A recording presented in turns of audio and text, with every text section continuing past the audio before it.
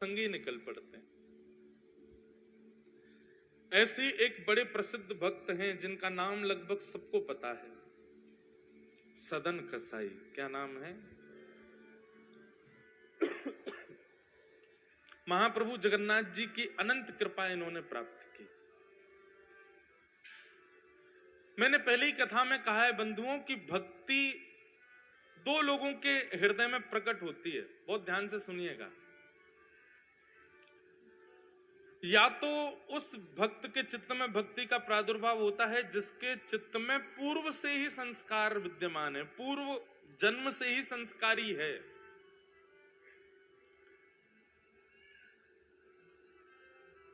और ऐसे व्यक्ति को ज्यादा सिखाना नहीं पड़ता, पूर्व जन्म के संस्कार इतने सुदृढ़ होते हैं कि वो इस जन्म में बाल्यकाल से ही भक्ति मार्ग में आ जाता है। अच्छा, एक बात और आपने सबने अनुभव की होगी कि बाल्यकाल में भक्ति बड़ी प्रगाढ़ होती है। छोटे छोटे बच्चों को लीला बहुत अच्छी लगती है, छोटे बच्चों को ठाकुर जी की सेवा बहुत अच्छी लगती है, छोटे बच्चों को कीर्तन बहुत बढ़िया लगता है। पर जैसे ही वो 15-16 वर्ष के होते हैं, फिर क्या हो जाता है उनको, फिर अचानक से एक परिवर्तन उनके चित्त में आ जाता है। वास्तव में हमारे पूर्व के संस्कार वो दिखने ही शुरू होते हैं 12-13 वर्ष के बाद। शास्त्रों में भी 12 वर्ष तक के बालकों के द्वारा किया गया अपराध अपराध नहीं माना जाता। 12 वर्ष का बालक भी अगर कुछ करे तो उसको पाप में नहीं गिना जाता। तो हमारे संस्कार जो पूर्व जन्म के हैं वो प्रकट होने ही प्रारंभ उसके बाद में होते हैं। इसलिए अचानक से परिवर्तन दिखता है कि बालक अचानक से फिर बिल्कुल विमुख हो जाता है ठाकुर जी के। तो भक्ति के जो बीज अंकुरित होते हैं वो दो ही प्रकार के लोगों के चित्त में होते हैं, या तो पूर्व के संस्कार जिसके चित्त में हो, या फिर घोर नास्तिक हो और अचानक कोई जीवन में ठोकर लगी और बदल गया। सदन कसाई जो हैं इनके पूर्व के संस्कार बड़े सुदृढ़ हैं। भले ही कसाई थे लेकिन जब मांस तोलते थे ना तराजू पे, तो भी हरि चिंतन करते हुए तोलते थे। और सबको पता है, प्रसिद्ध है कि वो एक जगह बाट नहीं रखते थे, पत्थर रखते थे। उन पत्थरों में गलती से शालिग्राम भगवान थे, शालिग्राम भगवान से ही तोलते थे मांस को। एक दिन एक संत वहां से जा रहे थे और उनकी दृष्टि अचानक से वो तराजू पर पड़ गई। बहुत ध्यान से सुनिए सब लोग, बहुत सुंदर कथा है सदन कसाई की। तराजू में पड़े भाई जब शालिग्राम जी दिखे, नाक पे ऐसे कपड़ा रख के निकल रहे थे, और एक बार तो निकले, फिर उन्होंने सोचा ये शालिग्राम जी तो नहीं है। लौट करके वापस आए, पुनः उसके तराजू की ओर देखा तो आकृति और आकृति में जो भाव था, वैष्णव को ना देखते ही पता चल जाता शालिग्राम जी हैं कि नहीं। मैंने कई घरों में देखे हैं पेंटेड शालिग्राम जी होते हैं जो बिल्कुल ही सिलपिल्ले जैसे हों, बिल्कुल ही सपाट महाराज, बिल्कुल ही ऐसे चिकने कि कोई उनमें बिल्कुल भी हल्का सा भी कोई अंश ऐसा ना दिखता हो मानवों के तन जैसा। समझो वो शालिग्राम जी अभी स्पष्ट नहीं है, वो शुद्ध शालिग्राम नहीं है। शालिग्राम जी का तो रूप बिल्कुल जैसे मानव की त्वचा का स्पर्श होता है ना, ऐसा स्पर्श होता है शालिग्राम जी का। देखते ही संत पहचान गए तो शालिग्राम जी। उन्होंने कहा राम राम राम राम, अरे पाप तो तुम करते ही हो मांस बेच करके, ऊपर से शालिग्राम भगवान को तुमने जो है बाट पर रख रखा है तोलने के लिए मांस। तेरे हाथ पांव जोड़ने भैया, इनको हमको दे दो, हम इनकी सेवा करेंगे। सदन कसाई घबरा गया, बोले मुझे नहीं पता था ये भगवान है, आप इनको ले जाओ। और संत उनके यहां से शालिग्राम भगवान को ले गए, पंचामृत अभिषेक कराया, चांदी के सिंहासन पर सुंदर तिलक आदि पधरा करके, इत्र आदि लगा करके, माला पधरा के श्री शालिग्राम भगवान को विराजमान किया। 56 भोग लगाए शालिग्राम भगवान के। आरती पूजा करने के बाद में रात्रि का समय दूध भोग लगा करके संत तो शयन में चले गए, ठाकुर जी को भी सुला दिया। संत के हृदय में बड़ी प्रसन्नता कि अब मैं ठाकुर जी को कहीं से रेस्क्यू करके लाया हूं, सही जगह आ गए अब ठाकुर जी।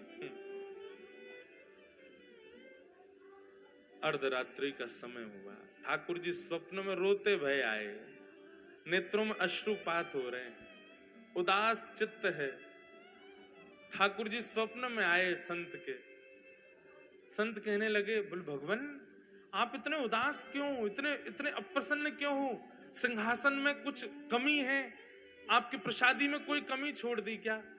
मैंने सेवा ढंग से नहीं की क्या? माला में सुगंध ही नहीं थी क्या? प्रसाद में स्वाद नहीं था क्या बात है ठाकुर जी, आप इतने उदास क्यों हो? ठाकुर जी नेत्रों में अश्रु भरे और संत से कहते हैं, मुकु सदना की याद आ रही है, मुकु सदन की याद आ रही है। संत उठ करके बैठ गए और ठाकुर जी से कहने लगे, जय जय।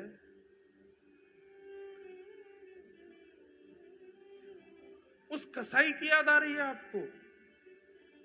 वो मांस विक्रय करता है और मांस का तोलना आपसे करता है। भाई तुला दान अन्न का सुना है, तुला दान हमने व्यंजनों का सुना है, तुला दान सुंदर सुंदर वस्तुओं का होता है, रत्नों का होता है। वो मांस का तुला दान करता है आपसे और आपको उसी की याद आ रही है। क्या अच्छा लगता है आपको सदन के यहां? आपको दुर्गंध नहीं आती? मांस विक्रय करता है वो।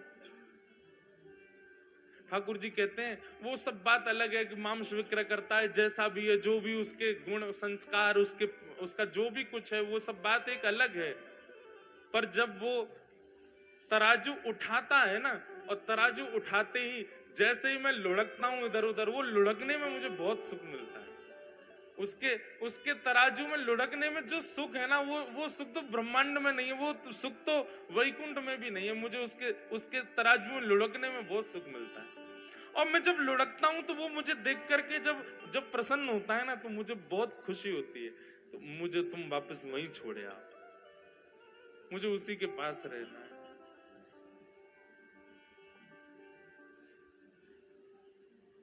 सो ही सुहागन प्रिय जाहिरी है, कैसा तेरा मेरा। भैया ठाकुर जी आपके नहीं है, ठाकुर जी मेरे नहीं है, ठाकुर जी उसके हैं जिससे ठाकुर जी रीझे हुए उसके। ये बात सत्य है। मैं खूब कहता हूं कथाओं में कि आपके घर में सेवा विराज रही है, आप अपने ठाकुर जी को खूब भाव से सजाते हो, और दर्शनार्थी घर में कोई आते ठाकुर जी को देख करके प्रसन्न होकर के कहे, आपके ठाकुर जी बड़े सुंदर है, आपकी सेवा बहुत सुंदर है। तो बस ये समझ जाइए कि आपके लाल जी आपसे बड़े प्रसन्न हैं, आपसे बड़े खुश रहे मैं ठाकुर जी। क्योंकि उनकी प्रसन्नता नहीं होगी तो आप वस्त्र भी धारण नहीं करा पाओगे ठाकुर जी को। वो प्रसन्न हैं, इसलिए नित्य तैयार होते हैं। हम सेवा के लिए आपको बहुत स्पष्ट रूप से कह दें, कईयों के यहाँ सेवा का दर्शन करके मन बहुत उदास भी हो जाता है। ना तो वो पोशाक ढंग से डरा पाते, ना वो ठाकुर जी को नीलामे धुलामे, ना महाराज कारे पड़ गए ठाकुर जी के, मैल जम गो पूरे शरीर में। ऐसे ठाकुर जी को देख के फिर मन होता तो है कि कुछ कह दें, भैया इनको करो ढंग से। पर फिर मन में एक बात आती है कि भाई जे सेवा कर रहे हो ठाकुर जी करवा रहे, हम क्यों बीच की बुआ बने? ठाकुर जी को यहाँ नावे को मन ही नहीं करते होगो। ठाकुर जी कहते होंगे नावे के काज दुनिया पड़ी है, सब नवाई रहे, मैं यहाँ ना रहो। कभी कभी ऐसा, क्योंकि एक बार जगन्नाथपुरी की लीला है, श्री जगन्नाथ जी में उड़िया भक्तों की सेवा तो आज भी देख लो आप जाकर के, तो महाराज यूं कहोगे जय हो, ये तो धन्य है। हमारे साथ 2-3 बालक जगन्नाथपुरी के रहते हैं, वो तो बताते हैं, वो तो उड़िया भाषा में भी बताते हैं कि जब जगन्नाथ जी को लेकर के रथ की ओर जाते हैं, पहुंडी यात्रा जो ठाकुर जी की सिड्डी से कूद कूद के आते हैं, ठाकुर जी इतने भारी हैं, कई बार खिंचे नहीं हैं, तो सारे पंडा पुजारी खड़े है करके ठाकुर जी को गारी दें, फिर खाए खाए के भात है गयो मोटो, उठ नहीं रहो अब हमसे। अब वो उड़िया में देते हैं अपनी में, तो ठाकुर जी को ने गारी दी जाए, फिर के अब की खींच रहे नहीं तो धक्का दे देंगे यहीं पे, सो ठाकुर जी उछलने लगते हैं, कूद कूद के फिर आते हैं, खूब आनंद होता है। सब सब हमारे ब्रज में खूब गारी दें ठाकुर जी को, ब्रजवासी दे सके, हिसार बारे जाके गारी मत दिए ही हो ठाकुर जी है। महाराज यमराज आ जाएगा भैंसा बैठ के, कहने ठाकुर जी गारी दई, तो ब्रजवासी की बात अलग है, ठाकुर जी खेले उनके संग। कई बार कई पद भी होते हैं तो वो मैं गाता हूं, तो मैं सबसे कहता हूं, मैं भैया मैं मेरे सामने गाय ली हूं, ब्रजवासी की उपस्थिति में गाय ली हूं, अनुपस्थिति ब्रजवासी की हो तो मत गई हूं, सबको अधिकार नहीं। तो स्थान तीर्थ के लोगों को अधिकार अधिक मिल जाता है ठाकुर जी के सामीप्य का। तो पंडा पुजारियों की सेवा महाराज आनंद की सेवा है वहां तो जगन्नाथपुरी में। श्रीमद रामानुजाचार्य जी महाराज जी को जब ये बात पता चली कि यहाँ पंडा पुजारी ऐसे सेवा करते हैं ठाकुर जी की, मंत्र मंत्र भी शुद्ध नहीं बोलते हैं, ऐसे कुछ भी पधरा देते हैं और कभी भी ठाकुर जी को सुला देते हैं। जगन्नाथ जी का शयन का समय निश्चित नहीं है, कभी भी सोते हैं और कभी भी उठ जाते हैं। उठने का फिर भी निश्चित है, 4-5 बजे उठ जाते हैं, पर सोने कभी कभी तो 1 बजे भी शयन आरती होती ठाकुर जी की, 2 ही घंटा सोते हैं। रामानुजाचार्य जी बोले ये नियम उचित नहीं है, हम अपने शिष्यों सहित जाएंगे और जगन्नाथ जी की नई सेवा प्रणाली का व्यवस्थित करेंगे। और रामानुजाचार्य जी अपने 5000 शिष्यों के साथ जगन्नाथपुरी पहुंच गए और वहां भीतर पहुंच के सब पंडा पुजारी बाहर कर दिए, तुम लोग बाहर जाओ, अब सेवा हम करेंगे ठाकुर जी की। आचार्य की बात पंडा पुजारी कैसे टाल सकते, बेचारे सब बाहर हो गए, कपाट बंद कर दिए जगन्नाथ जी के, बोले अब केवल शुद्ध तरीके से सेवा होगी। पूरा मंदिर धोया, ठाकुर जी का पंचामृत अभिषेक किया। जगन्नाथ जी बेचारे ठिठर गए, बोले कि ओहो कितनों नवाई दियो मुझे। आपको पता जगन्नाथ जी स्नान कैसे करते हैं? श्री जगन्नाथ भगवान के सामने विशाल शीशा रखा जाता है और जब शीशा में जगन्नाथ जी स्वयं को देखते हैं, शीशा में पानी डाला जाता है, हरि हरि बोलो, नाली है जगन्नाथ। जगन्नाथ जी वही में खुश है, वाह प्रतिबिंब कोई नवाओ। साल में 1 बार स्नान पूर्णिमा पर नहाते हैं तो महाराज बुखार आ जाता है इनको, इनके प्रतिबिंब स्नान करते हैं शीशा में ठाकुर जी को प्रतिबिंब। आप लोग भी प्रतिबिंब को नवा के चले जाए करो कहीं, स्नान है क्यों? हमारे लिए सारे नियम है, ठाकुर जी के लिए नहीं है कोई नियम। रामानुजाचार्य जी ने तो विधि से सेवा प्रारंभ कर दी, रोज स्नान होगा, रोज ये प्रसादी बनेगी, रोज ये इतने बजे कपाट बंद होंगे, इतने बजे खुल जाएंगे, ये वेद मंत्र सुनाए जाएंगे, ये पाठ सुनाया जाएगा। 5 दिन में जगन्नाथ जी सूख गए, पतरे से है गए। आचार्य चरण सो बोले, रामानुजाचार्य जी सो बोले, आप दक्षिण में हमारी सेवा करते तो हैं, आप वहीं सेवा कर लिया करो ना, यहाँ हमको इनके मुताबिक करवाने। तो बोले आप बिल्कुल शांत रहिए, हम आचार्य हैं, हमारी आज्ञा आपको माननी पड़ेगी। ठाकुर जी चुप हो गए, ठीक है भैया क्या कहें। लेकिन बाहर खड़े सब पंडा पुजारियों को ठाकुर जी को बड़ी याद, ठाकुर जी को याद आ रही है। रात्रि कपाट बंद हुए, बलभद्र सुभद्रा जी से ठाकुर जी बात करने लगे, मुंह को तो बहुत याद आ रही है। ये सब उड़िया वैष्णव मेरे सामने मटक मटक करके हरी हरी बोल के जैसे नाचते हैं, मुझे बहुत सुख मिलता है। ये जैसे भी हैं, ये जैसी सेवा करते हैं, मुझे वो भाती है, मुझे वो बहुत प्रिय लगती है। मैं कब कह रहा हूं कि भाई वेद जन्य या शास्त्र जन्य सेवा मत करो, पर यहां पर मैं भाव की सेवा से प्रसन्न हूं। अब कैसे समझाऊं मैं आचार्य चरण को?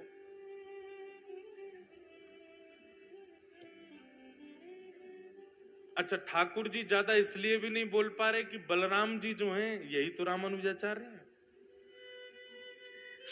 शेषावतार है रामानुजाचार्य। अब ज्यादा कैसे बोले जब बगल में ही तो बैठे हैं। तब अर्धरात्रि का समय, सब सो रहे थे, ठाकुर जी ने गरुण जी को बुलाया, द्वार पर बैठे, इधर आओ। जी जय जय आज्ञा। बोले काम करो, विशाल स्वरूप धारण करो, इतने बड़े पर कर लो, सोते हुए रामानुजाचार्य जी उनके सबरे शिष्यन को ले जाके दक्षिण छोड़े आओ और द्वार खोल दो हमारे। रात्रि गहरी निद्रा में सोए थे सब आचार्य चरण और सारे शिष्य। गरुण जी महाराज पहुंचे और तनिक तनिक से किसी को पता नहीं चले, चुपचाप सबको उठा करके अपने पंख पे धारण कर लियो, पीठ पे धारण कर लियो और श्री जगन्नाथपुरी से उड़ करके गए दक्षिण भारत में। श्रीरंगम में जाकर के सबको खटिया सहित उतारे आए, खटोला सहित ले गए थे और वहां पर सबको सुला करके लौट करके आए। द्वार खोल करके फिर से सबरे पटना पुजारी भीतर कर लिए। जगन्नाथ जी झूमन लगे, बोला अब सुख है, अब बढ़िया है, सबरे आ गए फिर से। यहां रामानुजाचार्य जी सुबह सुबह जैसे नेत्र खुले, स्थान ही बदल गए, द्वार ही बदल गए, खिड़की बदल गई, वातावरण बदल गया, सब कुछ बदल गया। और बाहर आकर के जब देखा, पूछने लगे आपस में, अफरा तफरी मच गई, कहां आ गए हम? तब किसी ने बताया वो तो श्रीरंगम है। रामानुजाचार्य जी के प्रेमाश्रु प्रकट हो गए और प्रेमाश्रु प्रकट हो गए, दौड़ करके गए। श्रीमन नारायण भगवान शेष शैया पर पौड़े थे, जाकर के उनको हृदय से लगा लिया। बोले नाथ, आपकी भक्त वत्सलता की बलि बलि जाएं, आपके इस प्रेम के हम वारी वारी जाते हैं। अरे स्वयं ने वेदों में, स्वयं ने शास्त्रों में इतने नियम बना दिए अपनी सेवा के, लेकिन प्रभु आप तो भाव के भूखे हैं। वहां भाव से आपकी सेवा करते हैं सब वैष्णव जन, वही आपको प्रिय लगती है। विराजो, ऐसे ही विराजे रहो, जैसे उन वैष्णवों को प्रिय लगता वैसे आप सेवा स्वीकार करो। तो ठाकुर जी को क्या भा जाए कुछ पता नहीं है। पहले मैं टोक देता था घर में जाके, ऐसे सेवा मत करो, फिर इन कथाओं के बाद में अब मुझे लगता है नहीं, शायद इनकी इच्छा ही ऐसे रहने की होगी, रहने दो। पर हाँ, कहीं ज्यादा ही अनीति होती है तो फिर मैं कह ही देता हूँ, मैंने यार चना चनोरी तो भोग मत लगाओ, भोग तो लगाए करो ढंग से। ठाकुर जी के नेत्रन के नीचे मैल जमको ने नवाए तो दे करो। थोड़ा बहुत कहते हैं, ज्यादा नहीं कहते। तो सदन कसाई के यहाँ ठाकुर जी को लुढ़कवे में सुख मिलता है। संत हृदय से लगा करके शालिग्राम भगवान को सदन कसाई के पास गए। सदन कसाई ने चरणों पर बोले मुझे क्षमा कर दें, आपने जब से कल से बताया मुझे नींद ही नहीं आई कि मैं कितना बड़ा अपराध कर रहा था। संत ने जाकर के कहा, सदन तुम कितने भाग्यशाली। बोले क्यों? पूरी बात बताई मैंने। तो ऐसे सेवा करके ठाकुर जी को बढ़िया व्यवस्थित किया। रात्रि में स्वप्न में ठाकुर जी आए और ठाकुर जी के प्रेमाश्रु छलक रहे थे। तो ठाकुर जी कह रहे थे मुझे तो सदना की याद आ रही है, मुझे तो उसी के पास रहना है। ये बात सुनकर के इतना रोए सदन कसाई, इतना रोए। बोले मैं तुच्छ प्राणी, मैं पापी प्राणी, मैं अभागा व्यक्ति, मैं अयोग्य व्यक्ति, मैंने अपने जीवन में कुछ अच्छा नहीं किया। मेरे लिए ठाकुर जी इतने श्रमित हुए, मेरे लिए ठाकुर जी आपकी निद्रा में आकर के रुदन करने लगे।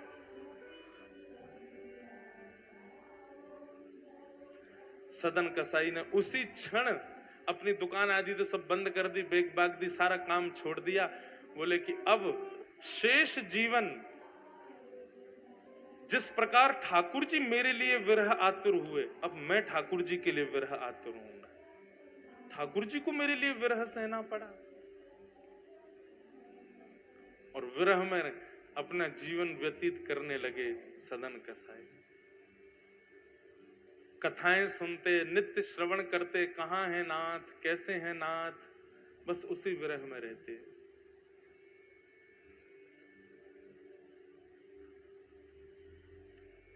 एक दिन जिस गांव में सदन कसाई रहते थे, उस गांव की कुछ टोलियां जा रही थीं, जय जगन्नाथ घोष कर रहे थे। सदन कसाई ने पूछा आप सब कहां जा रहे हो?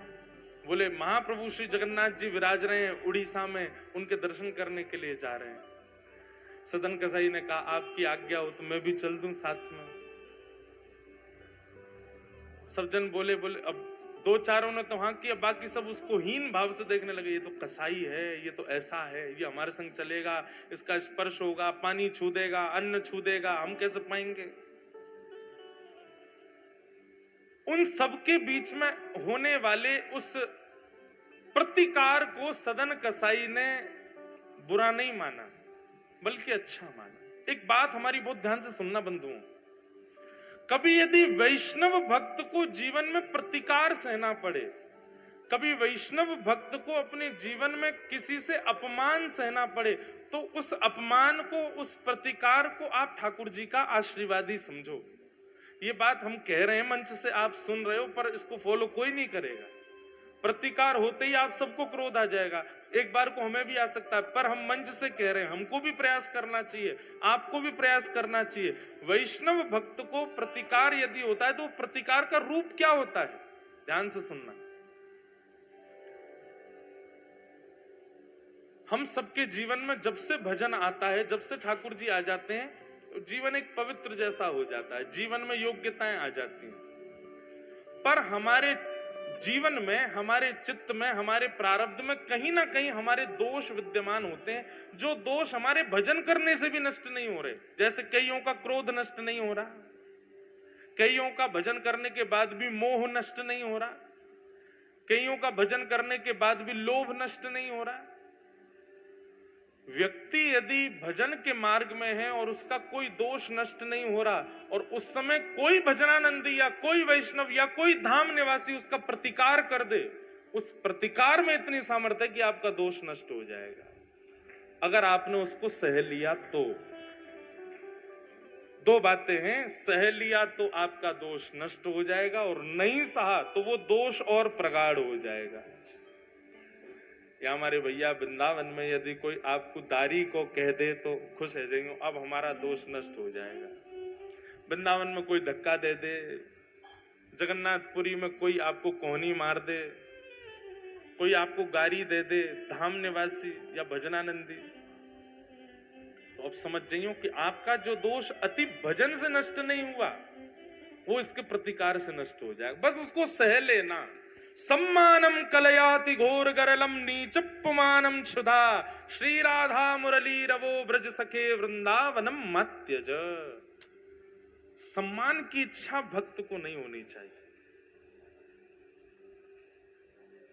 और कोई अपमान कर दे तो उसको सिर पर धारण कर लो, उसको स्वीकार कर लो।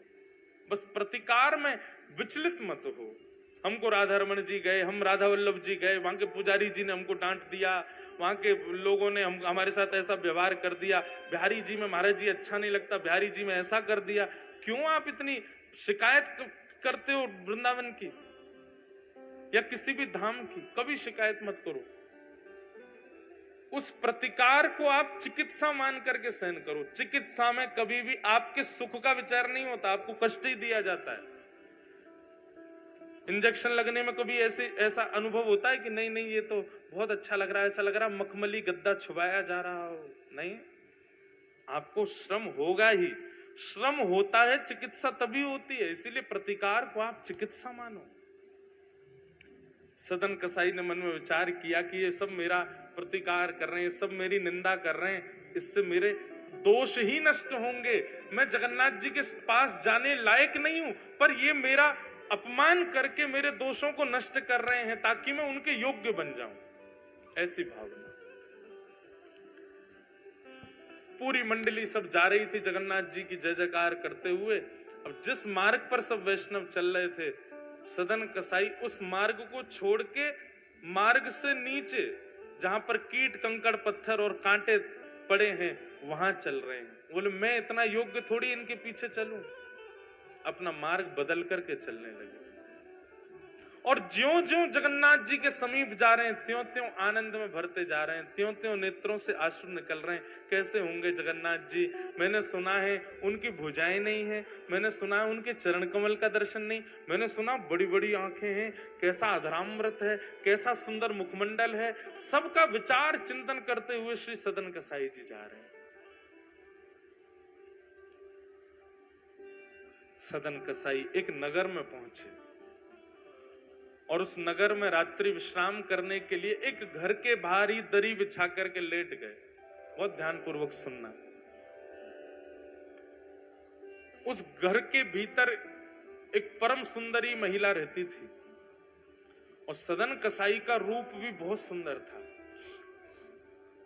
ठाकुर जी परीक्षा ले रहे हैं, पहले प्रतिकार करवाया, अब परीक्षा ले रहे हैं। इतनी रुकावटें किसी को अगर धाम जाने में नहीं आती हैं तो समझ जाओ कि ठाकुर जी ने बुलाया हो नहीं है, जबरदस्ती जा रहे हो। ठाकुर जी बुलावेंगे तो उथल पुथल होती ही रहेगी। सदन कसाई लेटे हैं और तभी अटारी से उस महिला ने सदन कसाई को देखा। उनका सौंदर्य देख करके महाराज आकर्षित हो गए। उसने सदन कसाई की ओर कुछ इशारा किया और सदन कसाई ने देख करके, सदन जी ने देख करके एक बार तो उसको अनदेखा किया, दूसरी बार देखा तो उसने फिर कोई इशारा किया।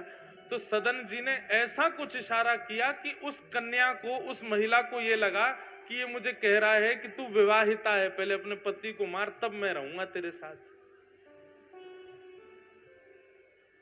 उस मन चली महिला ने तुरंत गई और जाकर के अपने पति का वध कर दिया, मार दिया। विषय जब आपके चित्त में प्रगाढ़ हो जाता है ना, एक बात भगवान गीता में कहते हैं, ध्यायतो विषयाम पुंसः संगस्तेषु उपजायते। ठाकुर जी कह रहे हैं कि विषय का ध्यान ज्यादा बुरा है। इतना बुरा विषय भोगना नहीं होता, विषय का भोग तो बहुत बाद में होता है, पर विषय की स्मृति करना, विषय का ध्यान करना, वो बहुत बुरा है। साधक को विषय स्मृति नहीं करनी चाहिए, विषय का चिंतन नहीं करना चाहिए। बहुत ध्यानपूर्वक सुनिएगा। विषय चिंतन जब हम करते हैं और उस समय विषय जो विकार हमारे चित्त में, मस्तिष्क में प्रकट करता है, वो ज्यादा बुरे हैं, वो ज्यादा पापजन्य होते हैं।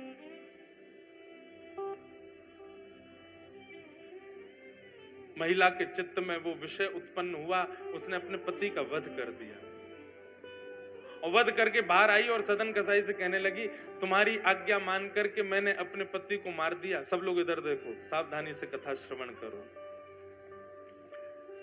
महिला गई और सदन कसाई से बोली, तुम्हारे कहने पे मैंने अपने पति को मार दिया, अब तुम मेरे साथ रहो। सदन कसाई बोले, मैंने तुमसे कब कहा कि अपना पति मार दो? अच्छा, तुमने मुझे इशारा नहीं किया था? तुम्हारे लिए मैंने अपने पातिव्रत धर्म को तोड़ दिया, अपने पति को मार दिया। मैंने इसलिए मारा क्योंकि तुम संग रहोगे, तुम मुझसे विवाह करोगे और तुमको मेरे संग रहना ही पड़ेगा, और तुम नहीं रहे तो पूरे नगर में हल्ला मचा दूंगी कि तुमने जानबूझ करके मेरे पति की हत्या करवा दी और फिर मेरा त्याग कर दिया। सदन जी तो मंद मंद मुस्काने लगे, बोले, ठाकुर जी, प्रतिकार सहन करने के लिए मैंने स्वीकार किया था कि मैं प्रतिकार सहन करूंगा, पर मुझे नहीं पता था कि आप इतना बड़ा प्रतिकार करवा दोगे। ठाकुर जी बहुत खेलते हैं बंधु। एक बात हमको याद आती है हमारे पंडित श्री गया प्रसाद जी महाराज की। हमारे भैया आए हैं गिरिराज जी से। कल आप कह रहे थे कि पंडित जी महाराज के उत्सव में भैया जी एक बार गिरिराज जी में कुछ प्रसंग रखो। हमारे प्रथम श्रोता हैं पंडित श्री गया प्रसाद जी महाराज, सबरी कथा सुनते हैं सामने बैठ के। आपकी गोद में ठाकुर जी खेलते थे, साक्षात श्याम सुंदर और किशोरी जी प्रकट होकर लीला करते थे। पंडित जी महाराज की एक बात बहुत ध्यान से सुनना। पंडित जी से किसी ने कही, बोले, बाबा जीवन में बहुत कष्ट आ गए हैं, ठाकुर जी कष्टों पे कष्ट दिए जा रहे हैं, क्या करें? परिवार विपरीत हो गया, कार्य विपरीत हो गया, समाज विपरीत हो गया, ठाकुर जी ने इतने कष्ट दे दिए, अब क्या करें बाबा? तो पंडित जी महाराज प्रसन्न मुद्रा में उत्तर देते, भैया जे कन्हैया है ना, जाके खेलवे की बड़ी आदत है, जे हमारे संग खेलो करे। ब्रजभाषा ही बोलते थे शुद्ध। जे हमारे संग खेलो करे, जे कष्ट ना है, जे कन्हैया खेल लो है हमारे संग में। लाला चिंता या बात की मत करे कि जीवन में कष्ट क्यों आ रहे हैं। भले ठाकुर जी तो यूं कह दे, अरे लाला तू कुछ जितनो खेलना हो तो उतनो खेल ले, हमें कोई चिंता नहीं, पर हमको एक वचन दे। बोले कहा, खिलौना में ही रहना चाहिए, खिलौना नहीं बदलियो लाला कभी, खिलौना सदा मुंह को ही रखियो। लाला कहीं तेने खिलौना बदल लियो और मुंह को किनारे पटक दियो। अच्छा देखो, बालक जिस खिलौने से खेलता रहता है वो ही खिलौना बार बार टूटता है, और जिस खिलौने का त्याग करता है वो सुरक्षित खड़ा ही रहता है कोने में। जो समझो पूर्व सुरक्षित है, बिल्कुल बढ़िया है, कोई जीवन में तुम समझिए कोने धरो भयो खिलौना है। रोज रुदन होता है, रोज परेशानी होती है, रोज विपत्ति आती है, रोज थक जाते हो, रोज ठाकुर जी के आगे कहते हो क्यों ऐसा, तो समझ जाओ तुम प्रिय खिलौना हो, ठाकुर जी रोज खेल रहे हैं आपके साथ, रोज खिला रहे हैं। आज ही श्री जगन्नाथ जी से प्रार्थना करो, हे जगन्नाथ प्रभु, आप कितना भी खेल खेलो पर वचन दे के खेलो कि खिलौना मैं ही रहूंगा, खिलौना नहीं बदलना चाहिए। पंडित जी महाराज की वाणी, पंडित श्री गया प्रसाद जी महाराज। तो वही बात आ गई, सदन कसाई बोले जय जय खेल रहे हो, पहले प्रतिकार करवाया अब अपमान करवा, ठीक है आप खेल लो लेकिन वचन दो मेरे संग ही खेलना और किसी के संग नहीं। लेकिन सदन कसाई ने उस कन्या को स्वीकार नहीं किया, बोले तुम जो अपराध देना चाहो, जो दंड देना चाहो मुझे स्वीकार, पर तुम्हारे साथ नहीं रहूंगा मैं। कन्या ने हल्ला मचा दिया, पूरे नगर इकट्ठा हो गया, सब पकड़ करके सदन जी को राजा के पास ले गए और राजा से जाके कहा कि इसने इनके पति का वध कर दिया, ये कह के कि मैं संग में रहूंगा, और अब इस कन्या का भी त्याग कर दिया। राजा ने सदन कसाई से कहा क्यों भाई तुमने ऐसा किया। सदन जी हंसने लगे, बोले कि मैं क्या कहूं, क्योंकि मेरे पक्ष को मैं रखूं उसके लिए सबूत इकट्ठे करने पड़ेंगे और इतना मुझ पर समय नहीं है। आपको जो दंड देना है वो दंड दे दीजिए, पर बस एक चीज मेरी मानना, मृत्यु दंड मत देना। कागा सब तन खाइयो, मेरो चुन चुन खाइयो मांस, दोने ना मत खाइयो, मोहे पिया मिलन की आस। सदन कसाई रोने लगे, आपको जो दंड देना है मुझे स्वीकार है, पर मुझे मारिएगा नहीं। मुझे मृत्यु का भय इसलिए नहीं कह रहा, मैं अपने नाथ से मिलने जा रहा हूं, एक बार उनको देख तो लूं, कहीं उनको देखे बगैर मेरे प्राण निकल गए तो फिर मैं कैसे जीवित रहूंगा।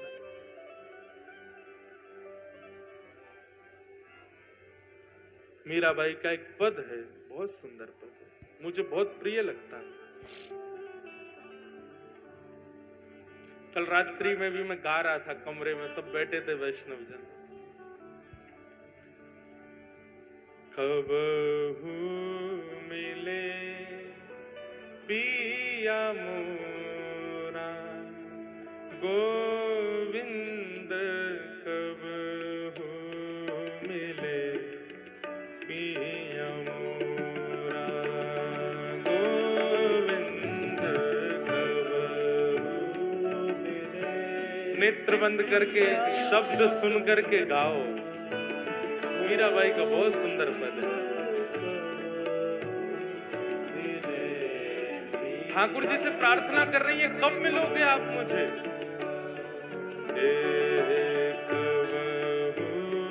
मिले पिया मोरा गोविंद,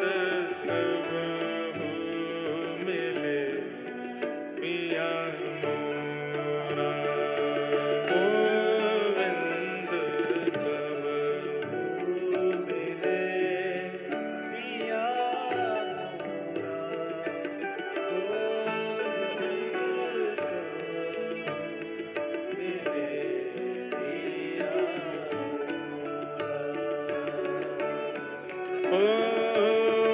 मिलवे को मोहे चाव घनेरो, मिलवे को मोहे चाव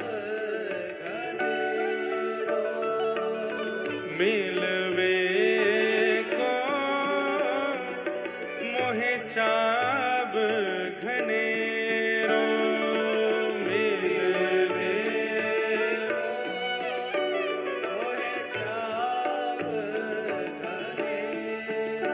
हो कब देखूं मुख तोरा गोविंद कब देखूं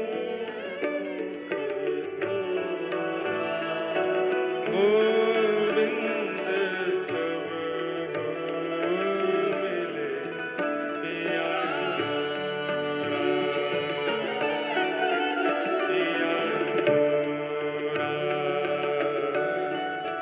पिया मोरा गोविंद कब मिले पिया पिया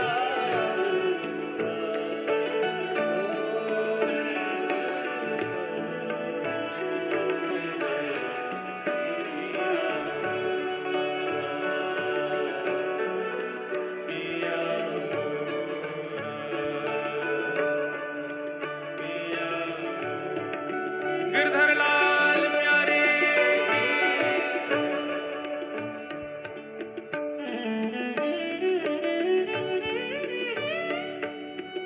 मीराबाई गा रही हैं।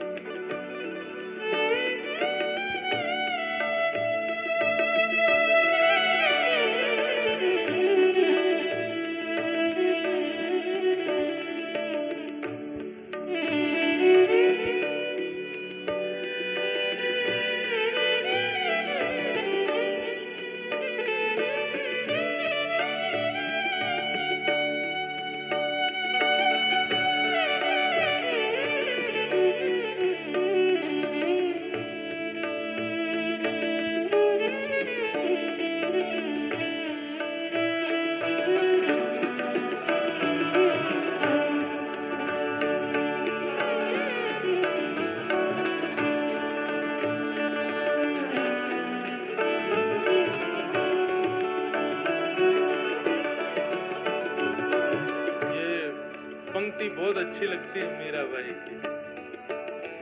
व्याकुल प्राण धरे नहीं धीरज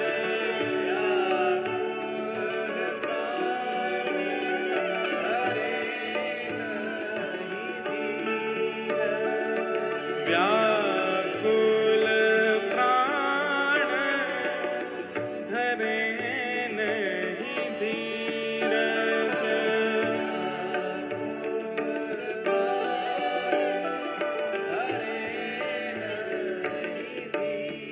ओ मिल तू मीत सवेरा गोविंद मिल तू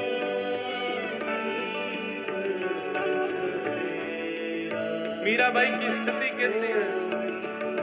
मीराबाई हर रात्रि में ऐसी स्थिति ऐसी अवस्था में पहुंच जाती है कि प्राण अब रुक ही नहीं पाएंगे, पर एक आश कि शायद कल की सुबह की सूर्य किरण में शायद श्याम सुंदर मिल जाए, रोज अपने प्राणों को बचा लेते।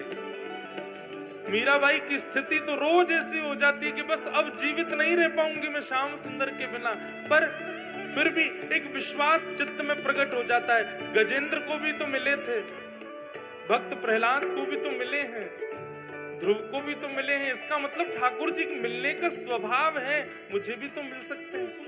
और फिर से अपने प्राणों को जीवित रखती है। मिल तू प्रीत सवेरा गोविंद मिल तू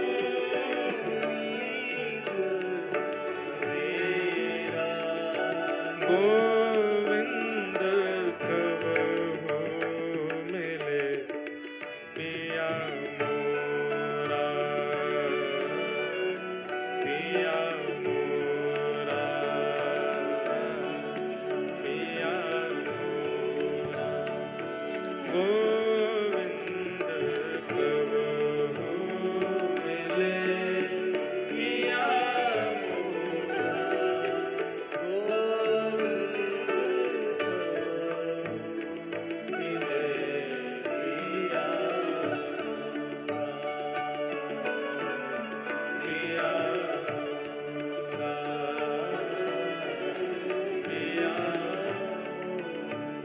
लोग गाओ।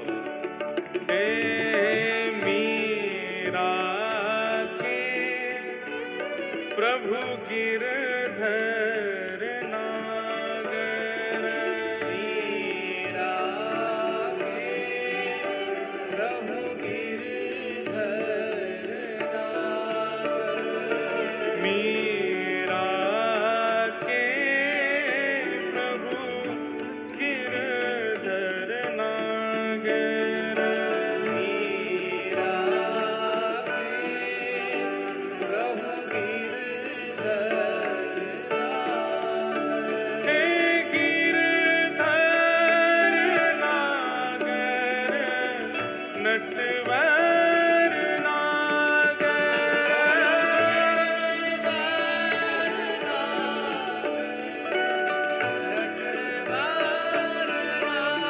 प्यारे गिरधर नागर, नटवर नागर,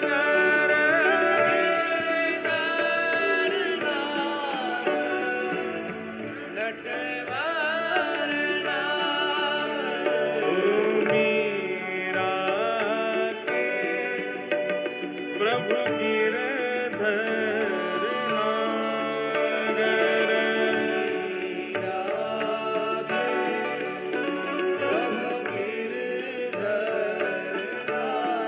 ओ ताप तपन बहु तोरा, गोविंद ताप तपन बहु तोरा, गोविंद कबहु मिल पिया मोरा, पिया मोरा, पिया मोरा, गोविंद कबहु मिले पिया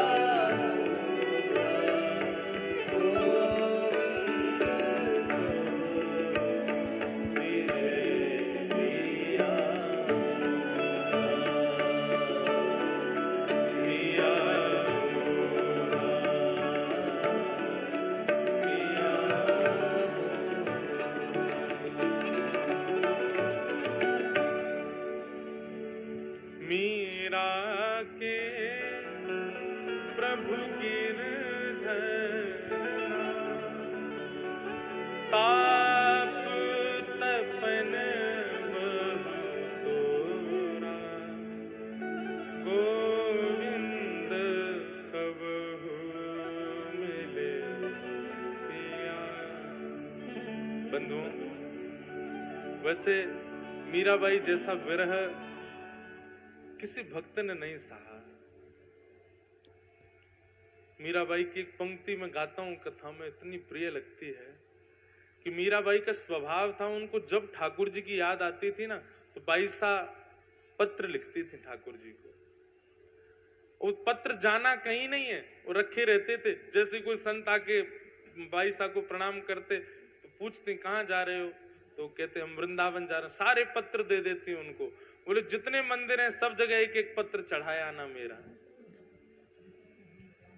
संत अगर कभी मन में विचार करते कि इन पत्रों को खोल के पढ़ा जाए, इनमें क्या लिखा है, तो जब वो पत्र खोल के देखते थे तो अक्षर तो होते थे पर इतना जल पड़ा होता था उनके ऊपर कि वो सारे अक्षर ऐसे मिले जुले घुले हुए रहते थे। एक बार एक संत ने जाकर के मीराबाई से कहा, बोले कि मैंने तुम्हारे पत्र मंदिरों में दिए, वहां के मंदिर के सब पुजारी कहते हैं कैसे पत्र लाते हो, एक भी अक्षर समझ में तो आता नहीं है, पत्रों पर इतना पानी क्यों पड़ा होता है। मीराबाई कहते हैं वो पानी नहीं है तो पत्तियां मैं कैसे लिखूं, लिखी ही न जाए रे, पत्तियां मैं कैसे लिखूं, लिखी क्यों? बोले जब मैं लिखने बैठती हूँ मुझे इतनी याद आती है श्याम सुंदर की, गिरधर की, मेरे हाथ कांपते हैं, अक्षर में लिख नहीं पाती हूँ। और कभी कभी हाथ पकड़ करके यदि अक्षर अंकित कर भी देती हूं तो इतने आंसू बहते हैं, इतने आंसू बहते हैं, जो लिखती हूं वो बह जाता है। कलम धरत मेरो कर कांपत है, कलम धरत मेरो कर कांपत है, और नीर रहे हैं बहाए, नीर रहे बहाए, पतिया में कैसे लिखूं, लिखी न जाए, पतिया में कैसे लिखी न जाए। ठाकुर जी बहुत खेलते हैं, और जाके संग खेले नहीं है समझो मिलेंगे भी ना वाको। सदन कसाई ने कहा कि राजन आप जो दंड देंगे मुझे स्वीकार है, बस मुझे मारिएगा नहीं, और मृत्यु दंड भी अगर देना हो तो मैं दर्शन करके लौट आऊं तब दे देना। राजा बोला तुम्हारी बात मानेंगे, तुमको मारेंगे नहीं, लेकिन दंड तुमको छोटा मोटा नहीं देंगे। बोले क्या करना है? बोले इनके हाथ काट दो दोनों। सदन कसाई को जैसे ही पता चला हाथ काटने, वो तो नाचने लगे। राजा बोला तुम नाच क्यों रहे हो? बोले मैं जिनसे मिलने जा रहा हूं उनके भी हाथ नहीं है, अच्छा है मेरे भी काट दो। मैं तो सोच ही रहा था कि मैं उनके समान कैसे बनूं। आपने बढ़िया जल्दी हाथ काटो। खुशी खुशी सदन कसाई ने अपनी भुजा कटवा ली, और भुजा कटवा करके बोले नाथ अब मुझे विश्वास है कि आप मुझे बुला रहे हो, क्योंकि आपने अपने जैसा रूप प्रदान कर दिया आप मुझे।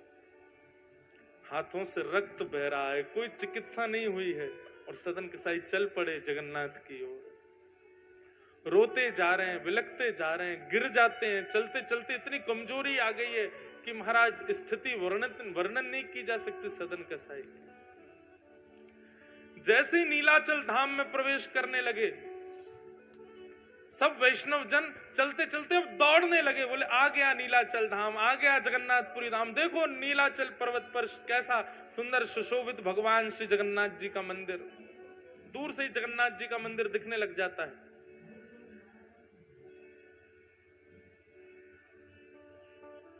ब्रह्म वेदी पर खड़े श्री मंदिर में विराजमान श्री जगन्नाथ जी के नेत्रों में अश्रु आ गए, और ठाकुर जी अपनी ब्रह्म वेदी पर झूमने लगे। और झूमते झूमते पुजारियों ने जाके कहा जय जय, कहा बात है, आप इतने भावुक लग रहे हैं और ऐसे झूम रहे हैं, क्या बात है? बोले कि मेरा एक भक्त आया है,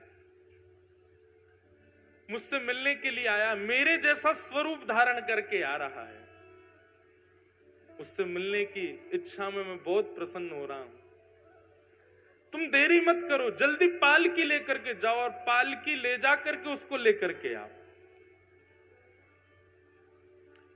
अब पुजारियों को भी इतनी जल्दी मची कि ये पूछ के ही नहीं गए कि उसका नाम क्या है, उसका स्वरूप कैसा, पालकी लेके भाग गए।